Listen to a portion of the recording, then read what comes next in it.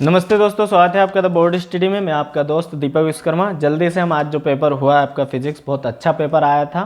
ठीक है, कुछ न्यूमेरिकल्स आपको ऐसे लग सकते हैं आउट हुए थे, पर अगर आप थोड़ा सा उन पर विचार करते तो बहुत आसानी से आप उन्हें सोल्व कर सकते थे। जल्दी जल्दी देखेंगे हम, है ना, सारे आंसर करेक्ट क्या क्या हो सकते हैं ना।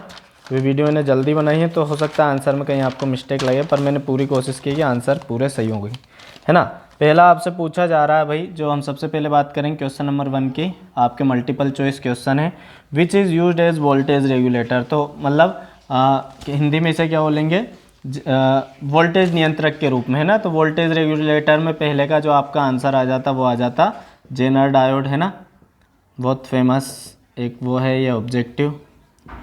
दूसरा है द ओमिक रेजिस्टेंस इज, तो कॉपर वायर मतलब तांबे का तार, ठीक है, तांबे का तार एक। उसके बाद में थर्ड वाला जो है, अच्छा इनने ABC दे रखा है तो हम भी ABC काउंट कर लेते हैं, A वाला, B वाला और C वाले का आंसर, है ना। तो C वाले का हो जाएगा the focal length of eyepiece is compound microscope the focal length of the objective lens. तो इसका क्या आएगा, हिंदी में है ये, मैं पढ़ देता हूँ। सूक्ष्मदर्शिकी की में नेत्रिका की फोकस दूरी अभिदर्शक की फोकस दूरी से ज़्यादा होती है ना। जो आई पीस की जो फोकल लेंथ रहती है वो always is more than the focal length of objective lens. इस मीन सेकंड वाला होता इज़ मोर देन, से अधिक होती है ना, से अधिक होती है वाला होगा, ठीक है। ये होगा ना। उसके बाद में the minimum charge on proton. तो देखो इलेक्ट्रॉन और प्रोटॉन दोनों पर सेम चार्ज रहता है, 1.6 इंटू 10⁻⁹ कूलम, ठीक है। तो इसका थर्ड वाला हो जाता है the self inductance of coil does not depends on. तो इसमें हो सकता है आप लोग गलत कराओ, ये करंट पर डिपेंड नहीं करता, सेकंड वाला आता है इसका आंसर। धारा पर निर्भर नहीं करता है, ठीक है, करंट पर डिपेंड नहीं करता, है ना। लेंथ पर भी करता है, रेडियस पर भी करता है और number of turns of the coil पर भी करता है। The transformer is based on the which principal. तो बहुत फेमस है म्यूचुअल इंडक्शन, म्यूचुअल इंडक्शन जिसे हम अन्योन प्रेरण बोलते हैं, अन्योन प्रेरण के सिद्धांत पर,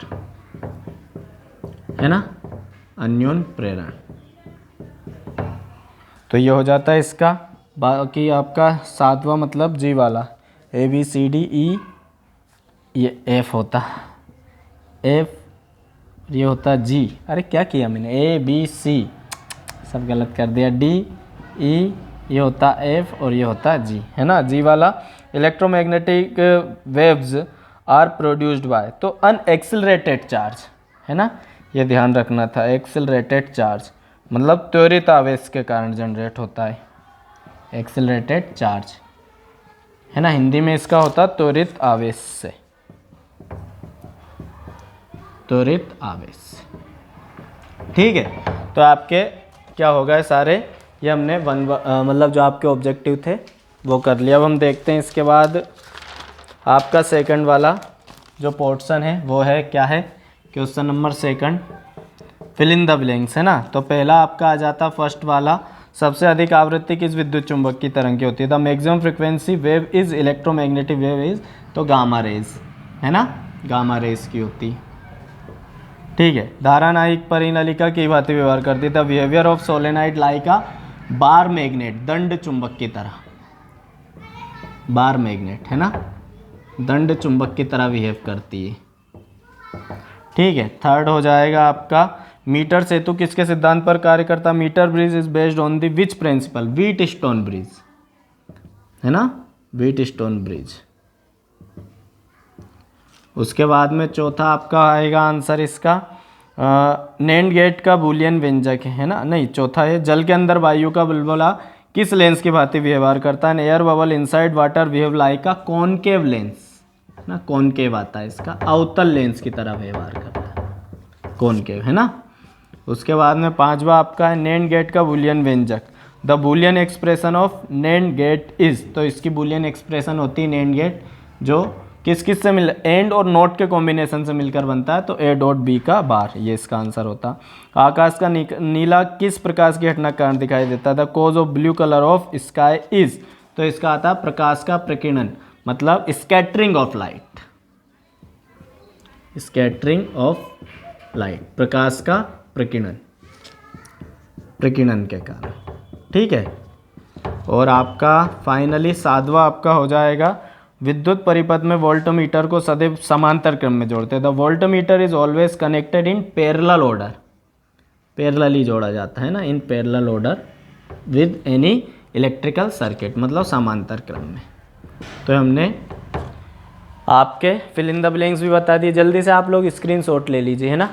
थोड़ा सा इसमें दिखने में प्रॉब्लम आ रही है, मैं लाइट का इफेक्ट कम कर देता हूँ, है ना। अब सही दिख रहा है, ठीक है। हाँ, थोड़ी जल्दी जल्दी वीडियो ऐसी बनेगी, बाकी आप लोग देख लीजिए, ठीक है। मैं स्क्रीनशॉट ले लो आप। अब इसके बाद हम बात करते हैं सही जोड़ियों की। मैच दी कॉलम, है ना, 3rd नंबर पे ये है ना। 3rd नंबर पर है आपके क्वेश्चन नंबर 3rd है, मतलब मैच दी कॉलम। पहले में आपका इसका आंसर आ जाता संयुक्त सूक्ष्मदर्शी की आवर्धन क्षमता, magnifying power of compound microscope. तो इसकी मैग्नीफाइंग पावर, ये जो बड़ा सा फॉर्मूला है ना, -V0 U0 1 plus capital D upon Fe, ये इसका होता। ठीक है, दूसरे का ब्रूस्टर का नियम, तो ब्रूस्टर्स रो रिलेटेड है प्रकाश के ध्रुवण से, मतलब polarisation of light, polarisation of light प्रकाश के ध्रुवण से, है ना, हिंदी में लिख देता हूँ, ध्रुवण से संबंधित है। ठीक है, उसके बाद में 3rd आपका होता अवरक्त किरणें, इंफ्रारेड रेस। तो इंफ्रारेड रेस की खोज की थी हर्सेल ने, तो इसका आंसर आ जाता हर्सेल, है ना, उनके साइंटिस्ट का नेम है। और ये सारे ऑब्जेक्टिव, मैंने जो ऑब्जेक्टिव वाली फाइल हमने सेल की थी, तो उन बच्चों ने पूरे अटेम्प्ट किए होंगे अगर पढ़े होंगे तो। 4थे नंबर का है आपका इलेक्ट्रॉन वोल्ट। तो इलेक्ट्रॉन वोल्ट किससे रिलेटेड है, तो it is the unit of electrical energy. तो इलेक्ट्रिकल एनर्जी से रिलेटेड है, मतलब वो यूनिट ऑफ इलेक्ट्रिकल एनर्जी, ऐसा लिखा हुआ ना, यूनिट ऑफ इलेक्ट्रिकल एनर्जी या यूनिट ऑफ एनर्जी लिखा रहा है इसमें, वैसे ही लिख देता हूँ मैं, मतलब ऊर्जा का मात्रक है ये।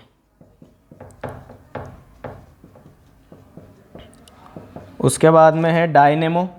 तो डायनेमो क्या करता है, तो dynamo is based on the electromagnetic induction, है ना, इलेक्ट्रोमैग्नेटिक इंडक्शन के फिनोमेना पर है, मतलब विद्युत चुंबकीय प्रेरण पर आधारित है।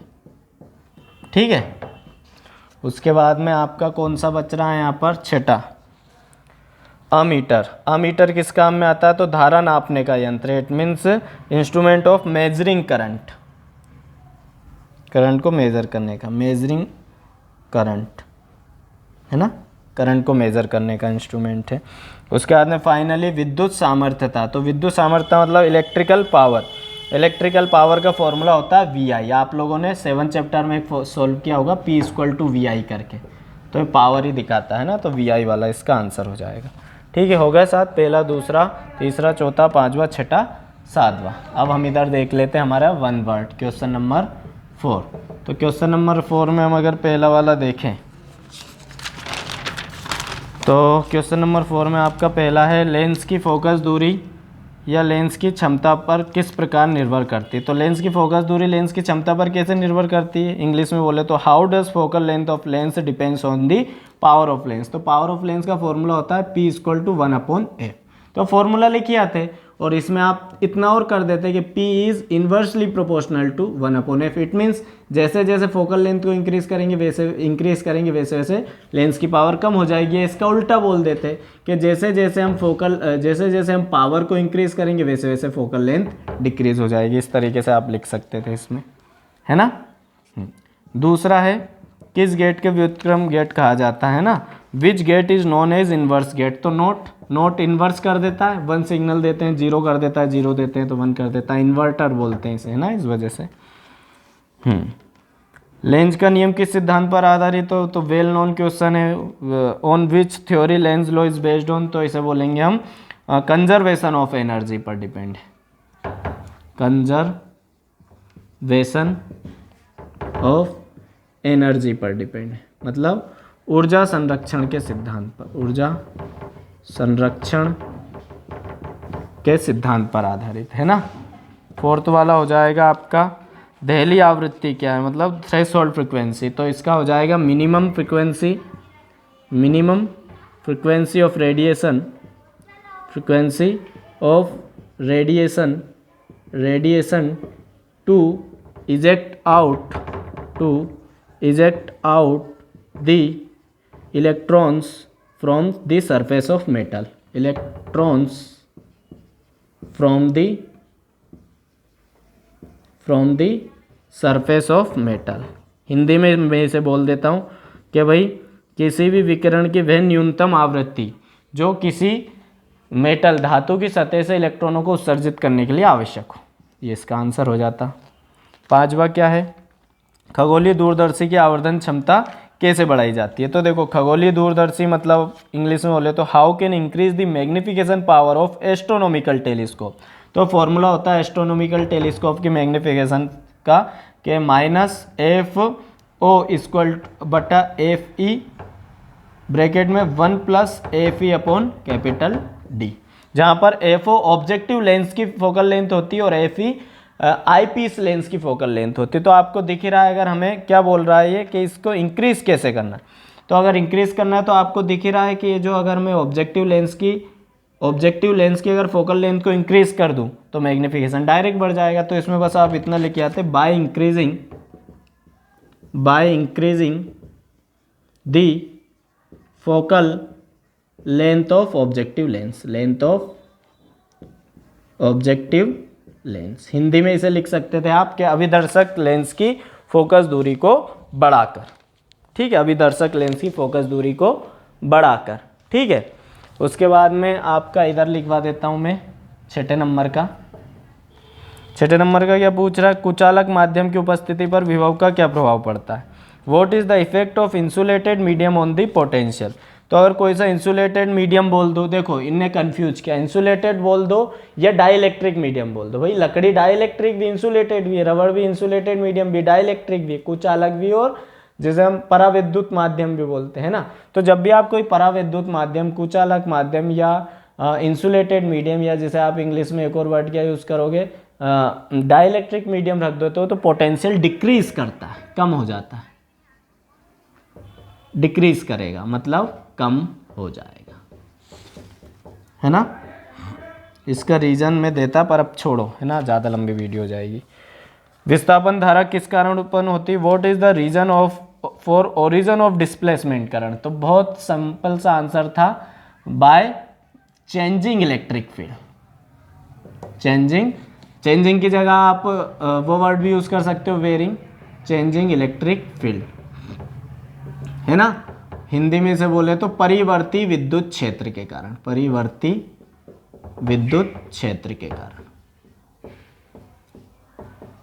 ठीक है। तो ये आपका सारा हमने ऑब्जेक्टिव यहाँ पर कवर कर लिए, है ना। अधिकतर सही है, फिर भी कहीं ऐसा लगे कि सर ने ऊंचा नीचा बता दिया कुछ, तो आप लोग मैच कर लीजिएगा। बाकी मैंने पूरा स्टडी करके बताया आपको, है ना। अब इसके बाद हम थोड़ा डिस्कस कर लेते हैं। भाई पांचवा था ओम्स लॉ। तो ओम्स लॉ बहुत आसानी से आप दो इसके सीमाएं लिख सकते थे। किरचॉफ्स का वोल्टा का नियम मतलब सेकंड लॉ जो होता है किरचॉफ्स का voltage law. What is Lorentz force कर सकते थे, वो बहुत आसानी से डिफाइन। 1 एम्पियर भी बहुत आसानी से आप कर सकते थे। अगला क्वेश्चन है वो न्यूमेरिकल है, सातवां वाला, मैं मिटा रहा हूँ, वो बता देता हूँ आपको, है ना। चलिए, तो जो अगला क्वेश्चन है सातवां वाला, वो हमसे बोल रहा है, भाई पहले हिंदी में बता देता हूँ। एक पारदर्शक माध्यम का ध्रुवण कोण 30 डिग्री, तो अपवर्तक कोण का मान ज्ञात कीजिए।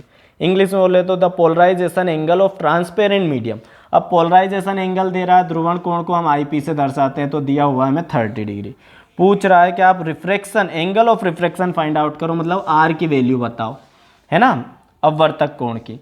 तो इन दोनों में ये रिलेशन होता है, आपने ब्रिस्टर्स लॉ में पढ़ा होगा कि ध्रुवण कोण और अपवर्तन कोण मतलब the sum of the angle of polarisation and angle of refraction is always equal to 90 degree.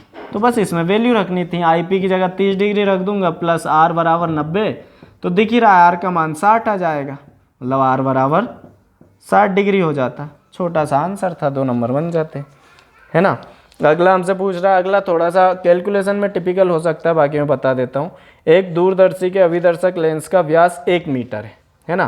प्रकाश की तरंग दैर्घ्य 4538 एंगस्ट्रॉम के लिए विभेदन क्षमता की गणना कीजिए। तो मेरे हिसाब से आप ये वाला करते अगर आपने किया, बाकी अब एग्जाम हो गया, आप क्या करते क्या नहीं करते उसका कोई मायने नहीं रखता। 7th का और बता देता हूँ मैं। इसमें ये होता है कि जो विभेदन क्षमता होती है या फिर जो रिजॉल्विंग पावर होती है टेलीस्कोप की, उसका फॉर्मूला डायरेक्ट होता है रिजॉल्विंग पावर। ये सब मैंने अपनी जो ऑब्जेक्टिव वाली फाइल दी थी उसमें सब था। ये फॉर्मूला होता है D/1.22 लैम्डा, है ना। अब यहाँ में क्या क्या गिवन है इस सवाल में, तो बोल रहा है कि अभिदर्शक लेंस का व्यास मतलब डायमीटर गिवन है 1 मीटर, और उसके बाद में लैम्डा की वैल्यू, ये हमारी वेवलेंथ की वैल्यू कितनी है 4538 एंगस्ट्रॉम। अब या तो आप एंगस्ट्रॉम लिख दो या इसे लिख दो 10⁻⁻10 मीटर, ठीक है। दोनों की वैल्यू यहाँ रख दो आप। जब यहाँ रखोगे तो एक सॉल्यूशन आएगा, सॉल्यूशन थोड़ा सा आपको बड़ा लग सकता है क्योंकि कैलकुलेशन होगी, बाकी आप यहाँ से इसका आंसर ला सकते थे, है ना। 8वां विद्युत चुंबकीय प्रेरण के लिए फेराडे का दूसरा नियम लिखना था, है ना, जो ये हमसे बोलता है कि जो इंड्यूस्ड ईएमएफ होता है वो मैग्नेटिक फ्लक्स में किए गए चेंज के इक्वल होता है ना, ये फॉर्मूला निकल के आता। उसके बाद में difference between self inductance mutual induction, कोई दो लिखने थे, बहुत आसानी से कर सकते थे आप। सो that the electric flux passing through, ये वाला और बता देता हूँ। इसमें हमसे पूछ रहा है कि आपको ये शो करना है 9वें वाले में कि जो इलेक्ट्रिक फ्लक्स होता है किसी भी, तो उसकी वैल्यू 0 होती है। So that the electric flux passing through a surface parallel to the electric field is 0। ये हमसे बोल रहा है, मान लो यहाँ इलेक्ट्रिक फील्ड है, मैं लिख देता हूँ कौन सा सोल्व कर रहा हूँ, 9वां। ये इलेक्ट्रिक फील्ड है हमारी। अब इस इलेक्ट्रिक फील्ड के समांतर हमने कोई सा पृष्ठ रखा है, तो आप ये पृष्ठ मान लो उसे, आपने इसे ऐसे रख दिया, तभी तो पैरेलल है, इलेक्ट्रिक फील्ड भी इधर और हमारा ये जो सरफेस है वो इसके पैरेलल है। अब सरफेस मान लो ये ऐसा रखा हुआ है हमने, यहाँ ऐसा एक सरफेस रखा हुआ है, ये इलेक्ट्रिक फील्ड यहाँ से गुजर रही है, तो सरफेस की डायरेक्शन क्या होती है, तो परपेंडिकुलर भार की तरफ, मतलब सरफेस की डायरेक्शन ये रहेगी और आपकी इलेक्ट्रिक फील्ड की डायरेक्शन ये है। एंगल कितना फॉर्म हो रहा है 90 डिग्री। क्या पूछा है, इलेक्ट्रिक फ्लक्स विद्युत फ्लक्स फॉर्मूला होता है हमारे पास phi equal to EDS cos theta, है ना। ये हम ऐसा बता देते कि फॉर्मूला होता है हमारे इलेक्ट्रिक फ्लक्स का, वैल्यू रखो E है, इसका सरफेस हमने DAC मान लो आप, कोस थीटा की जगह कितना हो जाता है बच्चों 90 डिग्री, और आप जानते हो कोस 90 का मान कितना होता है, बिल्कुल 0 होता है। तो जब आप कोस 90 की जगह यहाँ 0 रखोगे तो सब कुछ 0 ना हो जाएगा, तो फाई 0 हो गया। ये शो कर दिया हमने कि भाई किसी भी इलेक्ट्रिक फील्ड लाइन के पैरेलल अगर कोई सा पृष्ठ या फिर कोई सरफेस रखा है तो उससे होकर जाने वाला जो फ्लक्स रहेगा वो 0 होता है। ये हो गया। अगला वाला भी आप कर सकते थे, थोड़ा सा डिफाइन करना पड़ता, बट अब छोड़ो, 2 नंबर में ये वाला, है ना। उसके बाद में आपसे क्या पूछा है, खतरे का सिग्नल लाल क्यों होता है, तो उसकी वेवलेंथ सबसे ज़्यादा होती है ना, डाइवर्ट कम होता है, दूरी तक जा सकता है। किसी माध्यम का अपवर्तनांक कौन कौन से, ये भी मैंने इंपॉर्टेंट में बताया था भाई, याद करना। On what factor does the refractive index of medium depends. What is stopping potential कर सकते थे। द्रव्य तरंग, ये भी सरल था। Write any 2 characteristics of matter waves. NAND gate के लिए केवल आपको ट्रूथ टेबल बनानी थी, ठीक है, और नैंड गेट का ही तो आपसे वो पूछा था वहाँ पर, अभी बना सकते थे बहुत आसानी से। Difference between N type and P type semiconductor कर सकते थे। ये इलेक्ट्रिक सर्किट में resistance R1 R2 join in parallel order, बहुत आसान, उनने 3 भी नहीं दिए, 2 दे दिए, बहुत कर सकते थे। ये relation between electron EMF potential difference and internal resistance solve. Metre सेतु का चित्र बनाओ, ये थोड़ा सा बच्चों ने नहीं पढ़ा होगा बट काफ़ी सरल था। मीटर सेतु का तो आप लोगों ने एक्सपेरिमेंट भी किया होगा। किसी विद्युत परिपथ की सहायता से विभवमापी का सिद्धांत समझाई, ये भी कर सकते थे। बाकी मीटर सेतु वाला ज़्यादा इजी था। सरल सूक्ष्मदर्शी खगोलीय दूरदर्शी में अंतर, difference between simple microscope and astronomical. इसकी जगह आप ये इसको प्रेफरेंस देते। 2 पतले उत्तल लेंसों के परस्पर संयोग से किए जाने वाले संयुक्त लेंस की फोकस दूरी, बहुत ईजी था, है ना, कंबाइन फोकल लेंथ वाला, ये मैंने बताया था इंपॉर्टेंट में 40 क्वेश्चंस में। ये 16वां और देख लेते हैं हम, ये भी आपका एक न्यूमेरिकल था, बहुत आसान था न्यूमेरिकल भी। हमसे पूछा गया है कि भाई एक स्टेप डाउन ट्रांसफॉर्मर है, मतलब जो वोल्टेज को क्या कर रहा है, कम कर रहा है ना। तो उसमें हम मान लो ये हमारा एक स्टेप डाउन ट्रांसफॉर्मर है, खैर हमने उल्टा बना दिया, इसमें number of turns primary coil में ज़्यादा रहते हैं ना।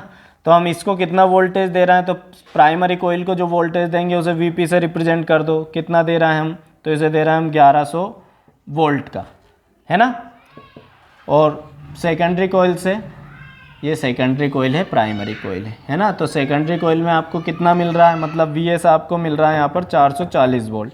और जो आपके प्राथमिक कुंडली, इसमें नंबर ऑफ टर्न्स कितने भाई, तो इसमें है 8000 8000। तो आपसे पूछ रहा है कि सेकेंडरी कोयल में नंबर ऑफ टर्न्स बताओ, मतलब एन एस की वैल्यू फाइंड आउट। तो आपने प्रिंसिपल ऑफ ट्रांसफॉर्मर पढ़ रखा है, उसमें हम डायरेक्ट लिखते हैं कि V S upon V P बराबर N S upon N P. ठीक है, सबकी वैल्यू है हमारे पास। वी एस की वैल्यू क्या है, तो वी एस की वैल्यू है हमारे पास 440। ठीक है, एन उसके बाद बी पी की वैल्यू क्या है, तो 11000 बराबर एन एस तो हमें फाइंड आउट करना है, सो एन एस को एन एस ही रहने दो। एन पी की वैल्यू क्या है, तो एन पी की वैल्यू है 8000। कर दो इसे सोल्व, तो देखो 3 जीरो से 3 जीरो उड़ गए, 11 से ये हो जाएगा कितना, 11 चौको 44, तो इधर बचा 40, 8 इधर आया तो 8 चौको 32, मतलब ये हो जाएगा 320 एन एस। मतलब आपके सेकेंडरी कोयल में कितने नंबर ऑफ टर्न्स रहेंगे, तो ये रहेंगे 320 टर्न्स, है ना। तो इस तरीके से ये हो जाता। अगला वाला भी थोड़ा सा ये ज़रूर बच्चों ने नहीं पढ़ा होगा, सोल्वे का जो अथवा वाला है वो ना, तो एग्ज़ाम इसी का नाम है कि हमें कुछ पता नहीं रहता और सब कुछ फिर हमें पढ़ना होता है। तो इसमें जो वर्क डन रहता, इसमें क्या पूछा है, स्टोर्ड एनर्जी। तो जो स्टोर्ड एनर्जी का फॉर्मूला होता है, इसी का अथवा बता रहा हूँ, सोल्वे का और वाला। स्टोर्ड एनर्जी का जो अथवा इसमें हमें दे रखा है, calculate the energy stored in a coil जिसका इंडक्टेंस कितना 100 हेनरी, मतलब ये हमें सेल्फ इंडक्टेंस दे रखा है उन्होंने 100 हेनरी। उसके बाद में इसमें कितना करंट फ्लो हो रहा है, तो आई की वैल्यू हमें दे रखी है 4 एम्पियर। हमसे पूछा क्या जा रहा है, स्टोर्ड एनर्जी बताओ, मतलब ई समझ लो, आप इसे एनर्जी लिख लो, ई में मत समझो एनर्जी। तो डायरेक्ट फॉर्मूला होता है स्टोर्ड एनर्जी का किसी भी एक कोयल में, है ना। क्या होता है फॉर्मूला, तो एनर्जी का डायरेक्ट फॉर्मूला होता है हाफ एल आई स्क्वायर होता है। बस इसमें वैल्यू रखनी थी हमें, तो ये हाफ एल की जगह कितना है 1000, आई की जगह 4, आई पर स्क्वायर है तो 4 को 2 बार लिख दिया, 2 से 2 बार, 4 दूना 8, 8 का गुणा 100 में करोगे तो 800। तो एनर्जी की यूनिट क्या होगी, जूल, तो 800 जूल हो जाएगा इसका आंसर, है ना। बाकी 17 भी अच्छा था। लॉजिक गेट क्या है, और एंड और नॉर गेट पूछ लिया उन्होंने, मैंने पांचों गेट इंपॉर्टेंट में डाले थे। ये भी डाला था पीएन जंक्शन डायोड को फॉरवर्ड वाइस में एक्सप्लेन करो, बहुत अच्छे अच्छे क्वेश्चन दिए। What is capacitor established the for finding capacitance of parallel plate capacitor, very very important बताया था हमने उस समय। What is the electric dipole established an expression for finding electric field intensity electric dipole for equilateral position, मतलब ये वाली position के लिए सॉल्व करना था आपको। अच्छा सवाल था। एसी जनरेटर पूछ ले इस बार, वाह, है ना, बढ़िया है ये भी। एलसीआर सर्किट का बोल ही दिया था हमने कि भाई कसम खा के इसे पी जाओ, घोल जाओ। और इस तरह बहुत अच्छा आपका एग्ज़ाम पेपर रहा है।